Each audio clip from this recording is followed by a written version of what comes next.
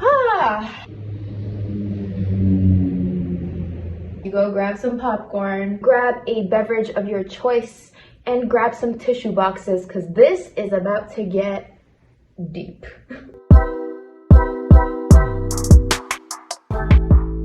Hello, my name is Hiba, nice to meet you, and welcome back to my YouTube channel. Now, I say this every single time, but today's video is gonna be a little special. I make all my videos from my heart. This video is like really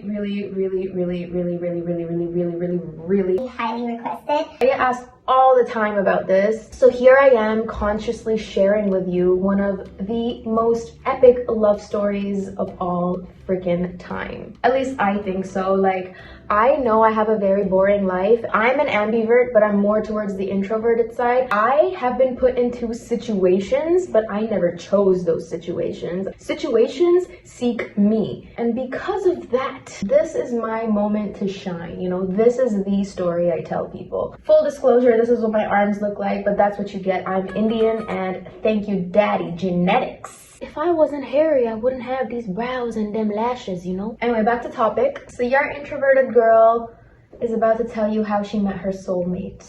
Yes. Get your popcorn if you still didn't get it.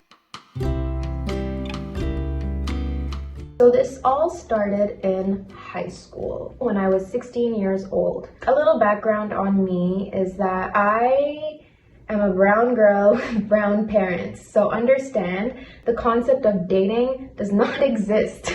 If the limit never approaches anything, the limit does not exist. The limit does not exist! For my 16-year-old self to tell my parents that, oh, I like this boy, or hey, I'm dating this person, is just... The limit does not exist! Another thing to note is when I was 16, I had crushes. I'm not gonna lie, I had so many crushes. My crushes came, my crushes went, but never did I act upon it because I was instilled with brown mama fear. It's a real thing. Even I didn't want to date anyone, you know what I mean? Like, it was such a new concept to me that I was just like, you know what, it's fine.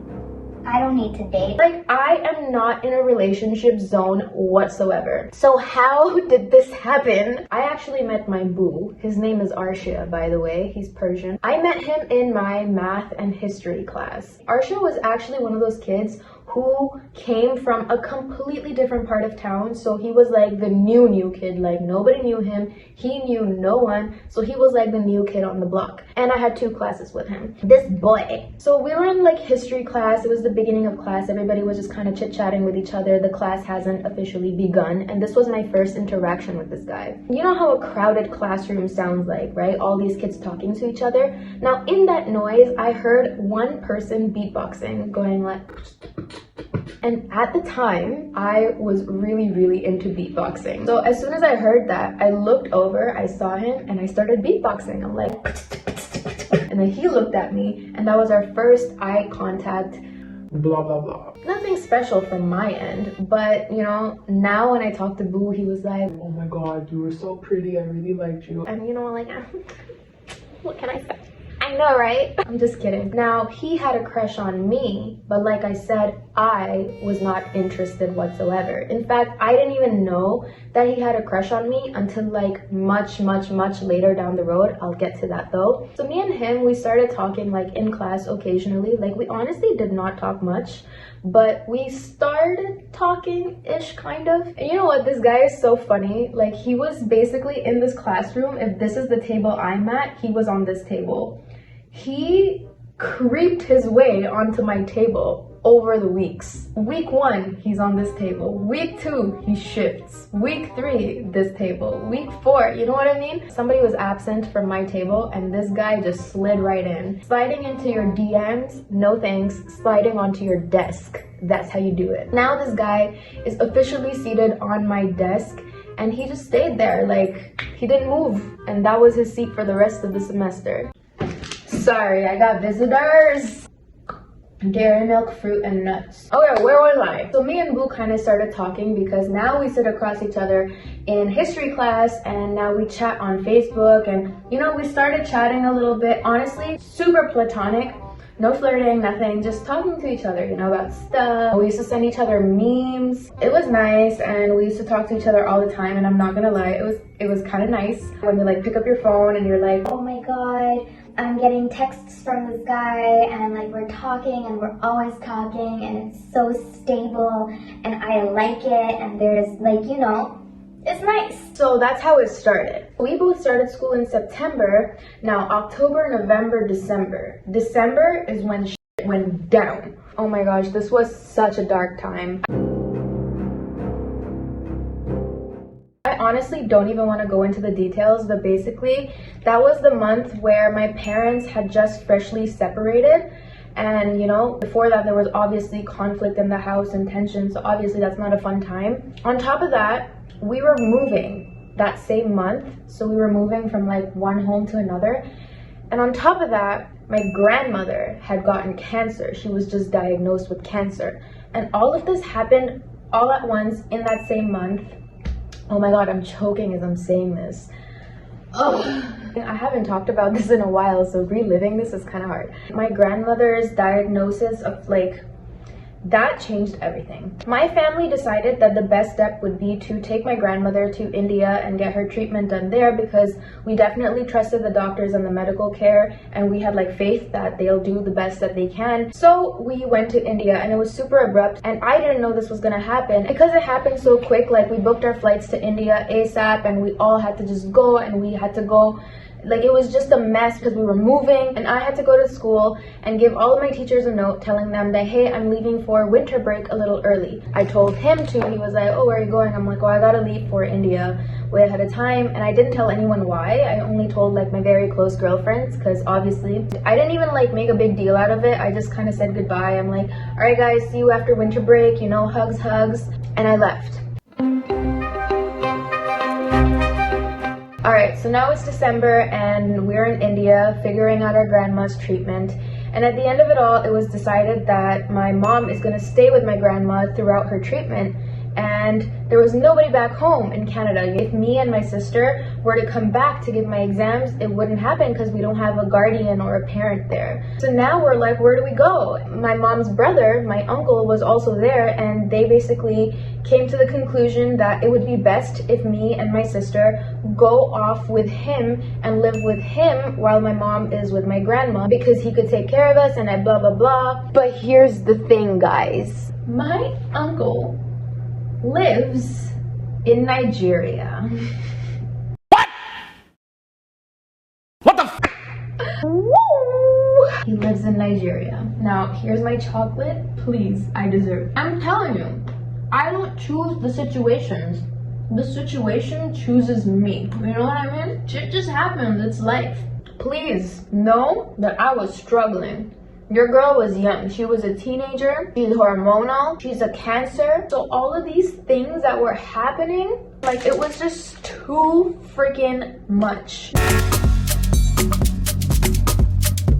Nigeria. Fine, you know, it is what it is. Just because I was like looking out for just my grandmother's perspective of things, and I was just like, okay, this is just the situation. Family needs to be here for each other right now. So I honestly was pretty understanding about this. So me and my sister, we went to Nigeria. We had to go to like this whole new school. It was fine because I was like, all right, once this is over, like, we get to go back to our home and stuff. Me and Arsha are not dating at this point, okay? So the school in itself was kind of like hell because I didn't know anybody. I'm an introvert, like I said, so I don't really make friends very easily and whatever. I'm not very outgoing, okay? And I always kept in touch with Arsha. And not that I did it, he did it too. So it was like a two-way street. So me and him used to talk a lot, and it was honestly so freaking nice, and I got comfortable. Once it was also decided that I'm not gonna be coming back, I had to message all of my friends and tell them, like, I'm not coming back. I had to tell Arsha, I'm not coming back. mind you, I've only met him 3 months ago, so things were kind of like, okay, whatever.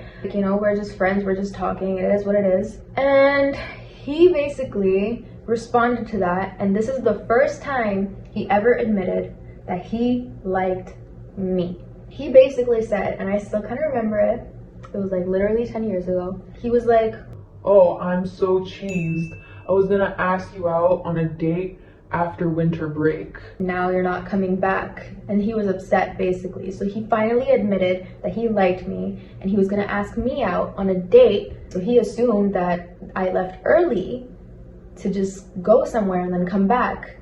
But now I'm in Nigeria. I'm not coming back. So we weren't even together and our long distance started there. Why? I don't choose the situations choose me. I stayed in touch with this guy all the time. So I was in school, I didn't really want to adapt. It was hard for me to adjust to everything. My mom and dad's separation, life has been turbulent, grandma has cancer. You know, like, I don't mean to just say it so casually, but there was just so much. And I was young and a teenager, it's a lot to deal with. So I really was not in the mood to go out and socialize and make new friends.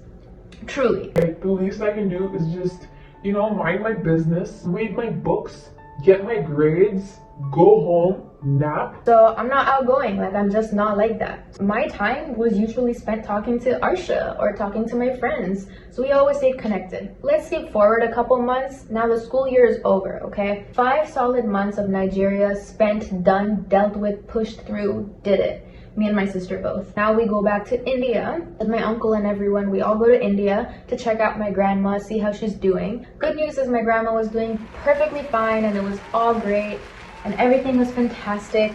And now that things were a little bit more settled, we decided to go back to Toronto.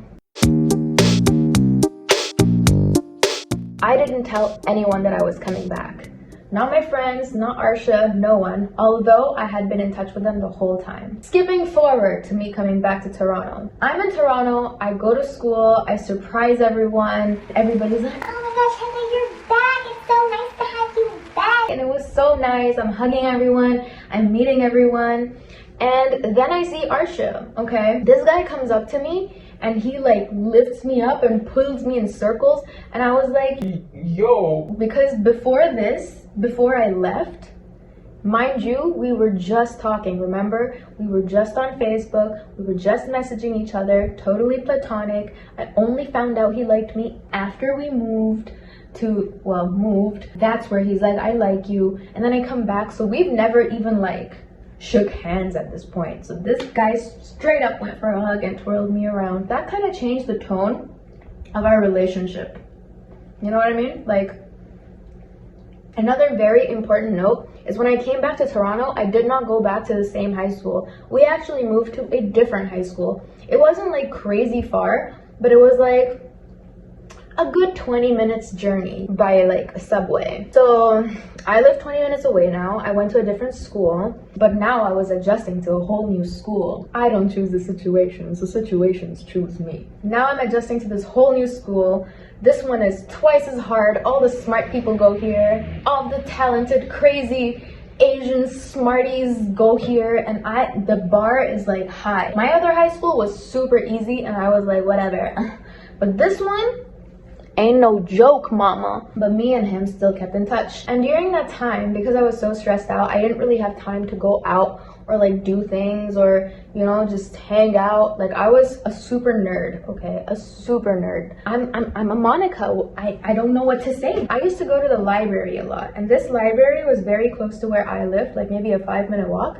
And it was a huge library and it was the perfect place to study. So I used to tell Arsha, he's like, oh, what you doing tomorrow? I'm like, oh, I'm just going to the library to study. And he was like, Oh, I'll come study with you.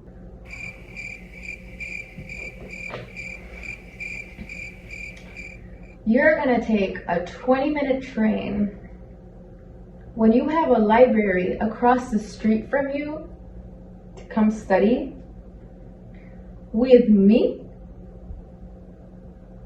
Who are you trying to fool? Come on, man. At this point, we both kind of knew. We both knew.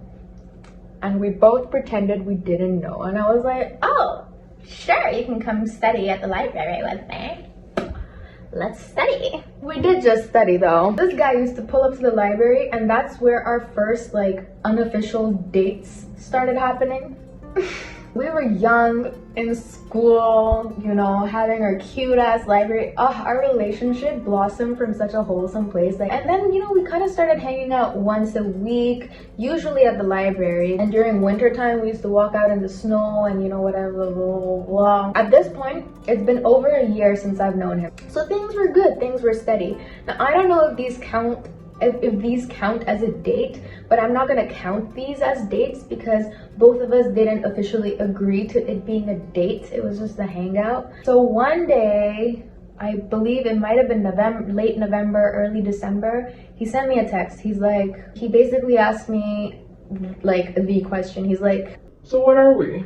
I come from a brown family. I cannot straight up say that you are my boyfriend. I have to contemplate life before I confirm that. Thank you. And he asked me out on a date and I said sure. And I went on this incognito date with Arsha for the very first time on Christmas. This story is just so wholesome. I don't pick the situations, they pick me. We went on our very first date. We chose to go watch a movie, Monsters Inc. It was out at the time. It was like brand new 3D version of Monsters Inc. or whatever. It was a great movie, obviously. I love Monsters Inc. But it was just the fact that, you know, oh my gosh, I'm out watching a movie with this guy and this is a date. Like, I didn't know how I felt, to be honest. I was like, okay, well, I guess I'm on a date, you know? I guess this is what a date feels like. It was nice. It was pleasant. It wasn't like exhilarating, but it was pleasant. After the movie, we had a nice long chat. That is how I met who? AKA Arsha, AKA husband. We're married now. What? It was like a very gradual and pleasant and like beautiful transition into our relationship. It wasn't forced at all. It was very natural. We were friends before we actually, you know, got together, and it was just great. And he'd always been a good listener, and he was not insecure, not jealous, definitely open to communication, so that was fantastic. Very understanding, funny, all green flags for me. Aw, so cute. Now, before ending this, I am going to say that this is only the tip of the iceberg. After we started dating, remember I told you I was scared of ever telling my mom I was dating, and I did go on this date. Now, imagine her finding out. What do you think happened then? I cannot get into it right now, but long story short, I got deported.